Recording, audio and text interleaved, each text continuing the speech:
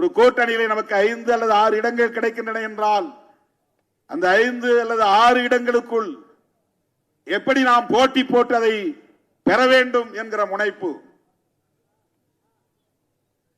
தேவைதான். ஆனால் இந்த இயக்கம் ஏன் 234 தொகுதிகளிலும் போட்டியிட முடியவில்லை என்பதை எப்போது நாம் விவாதித்திருக்கிறோம். 234 பேருக்கு வாய்ப்பு தரக்கூடிய வலிமையை ஏன் திருமாவளவன் என்கிற தலைமைக்கு நாம் இன்னும் வழங்கவில்லை என்று எப்போது நாம் விவாதித்திருக்கிறோம். ஏதோ ஒரு கூட்டணியில் சேரட்டும், அதற்கான அரசியலை பற்றி எனக்கு கவலை இல்லை. அது சரியா தவறா என்பதை பற்றி எனக்கு கவலை இல்லை. எடுத்த நிலைப்பாடு சரியா தவறா என்பதை பற்றி கவலை இல்லை. ஏன் நமக்கு 6, 8 தான் கிடைக்கிறது, அதை ஏன் 10ஆக 15ஆக 20ஆக உயர்த்த முடியவில்லை? யார் அங்கே போய் பேச்சுவார்த்தை நடத்துவது? பேச்சுவார்த்தையில் பங்கேற்பவர்கள் யார்? ஏன் விடுதலை சிறுத்தைகள் கட்சிக்கு 25 இடங்களை பெற முடியவில்லை, 20 இடங்களை பெற முடியவில்லை, 10 இடங்களை பெற முடியவில்லை என்ற விவாதம் நமக்குள்ளே நடந்திருக்கிறதா? அப்படி பெற முடியாமல் இருப்பதற்கு என்ன காரணம்? நம்முடைய அரசியல் வலிமைதான் என்ன என்று நாம் சுய பரிசோதனை செய்திருக்கிறோமா? சுய விமர்சனம் செய்திருக்கிறோமா? அதை பற்றி கவலை இல்லை. திமுகவோடு கூட்டணி சேர்ந்தாலும் சரி, அங்கே வாங்கக்கூடிய இடங்களில் எனக்கு ஒன்று வேண்டும். அதிமுக கூட்டணியிலே சேர்ந்தாலும் சரி, அது தப்போ சரியோ அதை பற்றி எனக்கு கவலை இல்லை. அதிலே எனக்கு ஒரு இடம் வேண்டும். தாவேகாவுக்கு ஆதரவு தெரிவித்தாலும் சரி, அது தவறா சரியா என்ற விவரம் எனக்கு தேவையில்லை. அதிலே எனக்கு இடம் வேண்டும். இதுதானே நம்முடைய முனைப்பாக இருக்கிறது. நான் என்ன எதிர்பார்க்கிறேன்? எந்த அடிப்படையில் தாவேகாவுக்கு நீங்க ஆதரவை தெரிவித்தீர்கள் என்று கேள்வி கேட்கிற இளைஞர்கள் எனக்கு வேண்டும். விவாதிக்கிற தம்பிகள் எனக்கு வேண்டும். திமுக கூட்டணியை விட்டு வெளியே வரக்கூடிய அளவுக்கான நெருக்கடி எங்கே வந்தது? எப்போது வந்தது? அதை ஏன் இன்னும் அதிகாரபூர்வமாக நீங்கள் அறிவிக்கவில்லை என்று கேட்கிறவன் எனக்கு வேண்டும். அந்த அரசியல் புரிதல் நமக்கு தேவை. அந்த அரசியல் புரிதல் நமக்கு தேவை. அந்த விவாதம் நடைபெற வேண்டும். அதிமுக கூவி கூவி அழைத்தது என்று சொல்கிறீர்களே, அப்படி என்றால் ஏன் அதிமுகவோடு நீங்கள் கூட்டணி வைக்கவில்லை என்ற கேள்வியை எழுப்புகிற தம்பிகள் நமக்கு வேண்டும். அதுதான் ஆளுமை, அதுதான் தலைமைத்துவம். ஒரு வாய்ப்பு கிடைச்சதில்ல, ஏன் போகல? எத்தனை பேர் கேட்டீர்கள்? பாஜகவிலே அமைச்சராக முடியும் என்கிற வாய்ப்பு இருக்கிற போது அதை ஏன் தவிர்க்கிறீர்கள்? எத்தனை பேர் கேட்டீர்கள்? நான் சொல்லுகிற விளக்கம் மட்டுமே போதுமா? ஒருவேளை நான் போய் சேர்ந்தால் அதுவும் சரி என்பீர்களா? அமைச்சர் ஆனால் அதையும் கொண்டாடுவீர்களா?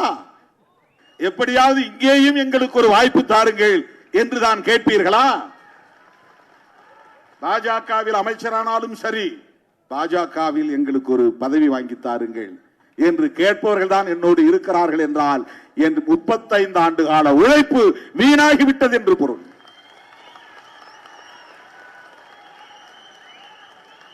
அந்த அரசியல் புரிதல் உள்ளவர்களை நான் இன்னும் வளர்த்தெடுக்கவில்லை என்றுதான் பொருள்.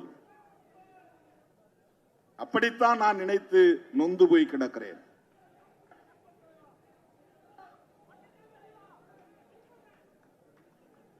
கட்சி நடத்தி பார்த்தால் தான் தெரியும். 4 பிள்ளைகள், தந்தை தாய் 6 பேர் கொண்ட குடும்பத்தை நடத்துவதற்கு என்ன பாடுபட வேண்டியிருக்கிறது. புருஷன் பேச்ச பெண்டாட்டி கேட்கறதில்லை, பொண்டாட்டி பேச்ச புருஷன் கேட்கறதில்லை, பெற்ற பிள்ளைகளே பெற்றோரின் பேச்சை கேட்பதில்லை, பிள்ளைகளின் விருப்பப்படி பெற்றோர் நடப்பதில்லை. 5-6 பேர் கொண்ட குடும்பத்தை வழிநடத்துவதற்கே படாத பாடு. ஒருத்தருக்கு காய்கறி குழம்பு வைத்தா பிடிப்பதில்லை, ஒருவனுக்கு மாட்டுக்கறி ஏன் சமைக்கவில்லை என்ற கோபம், ஏன் இன்றைக்கு எனக்கு ஆட்டுக்கறி வறுவல் இல்லை என்ற கோபம், எப்ப பார்த்தாலும் வெறும் ரசம் சாம்பார் தானா என்று சண்டை. ஞாயிற்றுக்கிழமை கூட நான்வெஜ் சமைக்க மாட்டீர்களா என்று தட்டை தூக்கி எறிவது, இப்படியெல்லாம் குடும்பத்திற்குள்ளே எவ்வளவோ சண்டை சச்சரவு. வெஜிடேரியன் நான் வெஜிடேரியன் ஒரே குடும்பத்துக்குள்ள, அதுக்குள்ள அட்ஜஸ்ட் பண்ணி போகணும். எவ்வளவு பிரச்சனை ஒரு குடும்பத்தை வழிநடத்துவதற்கு. லட்சக்கணக்கானவர்களை, லட்சக்கணக்கான சிந்தனை போக்குள்ளவர்களை ஒரு இயக்கத்திற்குள்ளே கொண்டு வந்து அவர்களை அமைப்பாக்கி அரசியல் படுத்தி பல பத்தாண்டுகள் தாக்கு பிடித்து வழிநடத்துவது என்றால் சாதாரணமான விஷயம். அது சும்மா போய் அப்படி மீடியாவில் உட்கார்ந்துட்டு ஏன் திருமாவளவன் டிலே பண்றார், ஏன் திருமாவளவன் தடுமாறுகிறார், ஏன் திருமாவளவன் குழப்புகிறார், ஏன் திருமாவளவன் மாறி மாறி பேசுகிறார். நான் தெளிவா இருக்கிறேன், ரொம்ப தெளிவா இருக்கிறேன். தனிப்பட்ட முறையிலே என் தொடர்பான முடிவை நான் எடுப்பது என்றால் அதில் எனக்கு தெளிவும் உண்டு, உறுதியும் உண்டு. 2000 நான் ஒரு முடிவு எடுத்தேன், இனிமேல் நான்வெஜ் சாப்பிடுறதுலன்னு. அதுல எந்த தடுமாற்றமும் இல்லையே. மாறி மாறி நான் எந்த முடிவும் எடுக்கலையே. இடையில எப்பாவது நான் போய் நான் வெஜிடேரியன் சாப்பிட்டேனா? கிடையாது. வெஜிடேரியன் முடிவு பண்ணேன். இந்த நிமிஷம் வரையிலும் மீன் எனக்கு அப்படி பிடிக்கும். இப்போ உங்களுக்கு நீங்க சாப்பிட்டு இருந்தா கூட எனக்கு எச்சில் ஊறும். மீன் அப்படி நான் மீன், ஏன்னா ஆற்றங்கரையில் பிறந்து வளர்ந்தவன் நான். தினந்தோறும் எங்க அம்மா சேலையை போட்டு மீன் பிடிச்சிட்டு வந்து, கெண்டை குஞ்சியாவது பிடிச்சிட்டு வந்து குழம்பு வச்சு கொடுப்பாங்க. எங்க அப்பா தினந்தோறும் காட்டு வேலையை முடிச்சிட்டு தூண்டில் போட்டு மீன் பிடிச்சிட்டு வருவார். அப்படி மீன் குழம்பு இல்லாத நாளே கிடையாது. எங்க வீட்டை தாண்டி போறவங்களாம் சொல்லுவாங்க, இது என்ன செம்படவன் வீடான்னு கேட்பாங்க. செம்படவர்னா மீன் பிடிக்கிறவங்க தெரியும் இல்லையா? அவங்க வீட்டில் எப்போதும் மீன் காஞ்சிக்கிட்டு இருக்கும். குழம்பு வச்ச மீன் போக மிச்ச மீன் காயும். அந்த மாதிரி எங்க வீட்டில் எப்பவும் வெட்டி கூடையில மீன் காய வைப்பாங்க கருவாடுக்கு. வீட்டை தாண்டும் போது மீன் வாடை அடிக்கும். அப்படிப்பட்ட குடும்பத்தில் பிறந்த நான் 25 ஆண்டுகளாக மீனை தொடாமல் வாழ்கிறேன். சாப்பிட்டதில்லை. அது என்னுடைய தனிப்பட்ட முடிவு. அதுல எனக்கு எந்த தடுமாற்றமும் கிடையாது. என்னுடைய இல்லற வாழ்வு குறித்து நான் எடுத்த முடிவில் எனக்கு எந்த தடுமாற்றமும் இல்லை. அது நான் தனிப்பட்ட முறையில் எடுக்கிற முடிவு. ஆனால் அரசியல் முடிவு என்பது தனி நபராக நான் மட்டுமே எடுக்க முடியாது. அதை திணிக்கவும் முடியாது, திணிக்கவும் கூடாது. அந்த ஜனநாயக பண்பு திருமாவளவனுக்கு மேலோங்கி இருப்பதால் எல்லாரையும் கன்சல்ட் பண்ணி, எல்லாத்தையும் பேசிட்டு, எல்லாருடைய கருத்தையும் கேட்டுட்டு செய்யணும். இந்த தேர்தலில் நான் ஒரே ஒரு விஷயத்தை யார்ட்டையும் கன்சல்ட் பண்ணல. நான் தேர்தலில் போட்டியிட போகிறேன் என்கிற முடிவை. அதுலதான் சில ஜெர்க்கு உருவானது. இல்லைன்னா அப்படியே ஏற்கனவே நின்ற 4 பேருக்கும் 4 இடத்துல கொடுத்துட்டு மிச்ச 4 இடத்த புது ஆளை போட்டு போயிருக்க முடியும். அப்புறம் அதுல ஏன் உறுதியா இல்லை அப்படின்னு கேட்கிறேன். அதுல ஏன் உறுதியா இல்லைன்னா அது என் தனிப்பட்ட முடிவு இல்லை. அது ஒரு கட்சி, கட்சியின் நலன், கூட்டணியின் நலன், வெற்றி, தமிழ்நாடு அரசியல் நலன் எல்லாம் அதில் அடங்கி இருக்கிறது. மாற்று கருத்து வருகிற போது எனக்கு அந்த ஆசை இருந்தாலும் அந்த ஆசையை நான் மட்டுப்படுத்திக் கொள்கிறேன் என்பதுதான் இங்கே பார்க்கப்பட வேண்டிய செய்தி. என் விருப்பம் இருந்த அந்த விருப்பத்தை நான் பின்வாங்கிட்டேன். எனக்கு ஆசை, என் ஆசையை நான் கட்டுப்படுத்திக் கொண்டேன்.